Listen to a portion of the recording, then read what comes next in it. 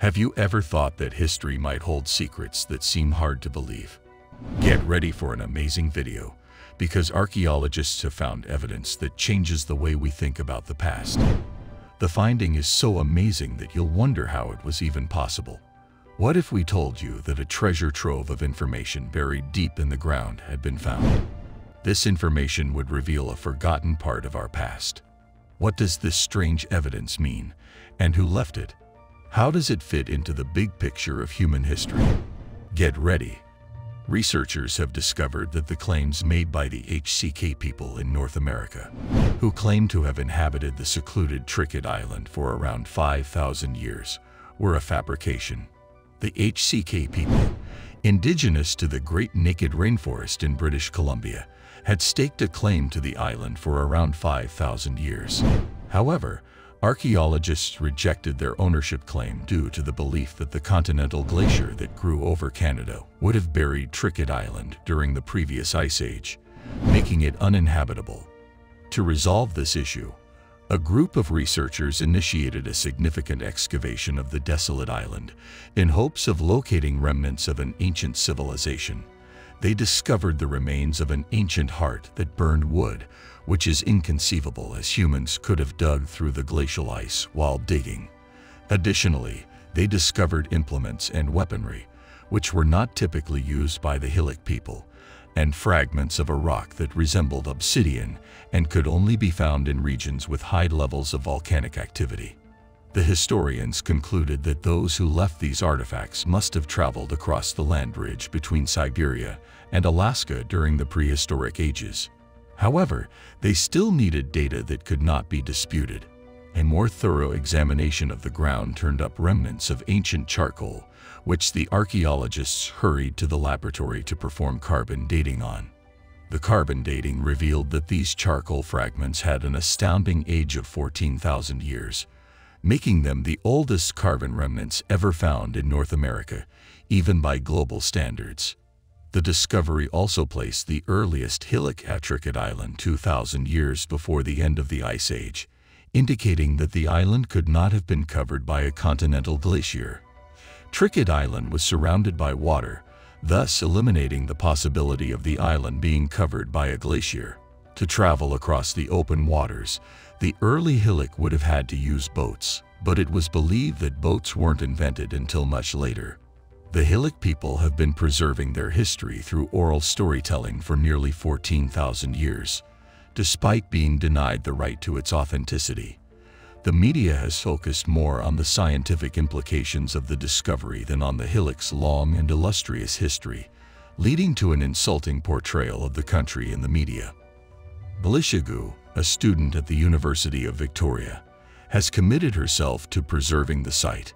The Hillock claim to Tricket Island is among the earliest land ownership claims made anywhere in the world. Machia Seal Island, located between the Bay of Fundy in Canada and the Gulf of Maine in the United States, has been at the center of much debate. Two local fishermen named Barn and Orton have taken the issue to a whole new level by approaching the courts with a mind-boggling claim. In 1940, Barr was the first person to establish a connection to Machia Seal Island, traveling through around 20 miles of water to reach Rocky Island. He asked his father and other tourists to join him on Machia for birdwatching and picnics, which led to his developing a strong affinity for the location. Both the United States and Canada lay claim to the territory known as Seal Island.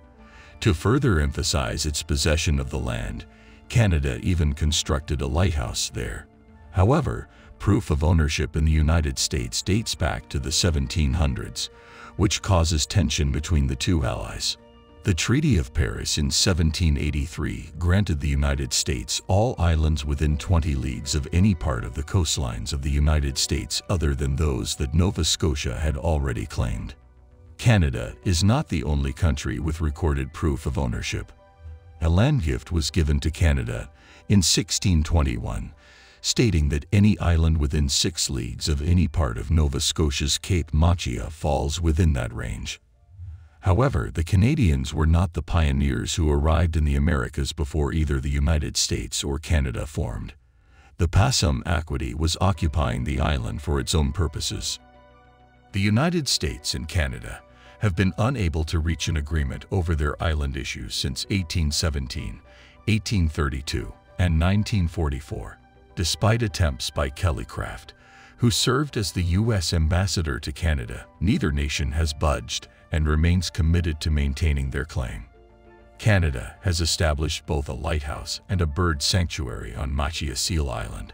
Barra, the owner of the island, claims ownership and has been disseminated by Holly Davis, who was the partner of John Norton's Barner's son and gave birth to Barra's only grandchild. Barra's Quaker beliefs and his belief in hiding out on the sea were key factors in his decision to claim Machia Seal Island. He made a proclamation that land rights would be granted to the first mlayer that the lobstermen's community produced, Barra, born on June 9, 1915.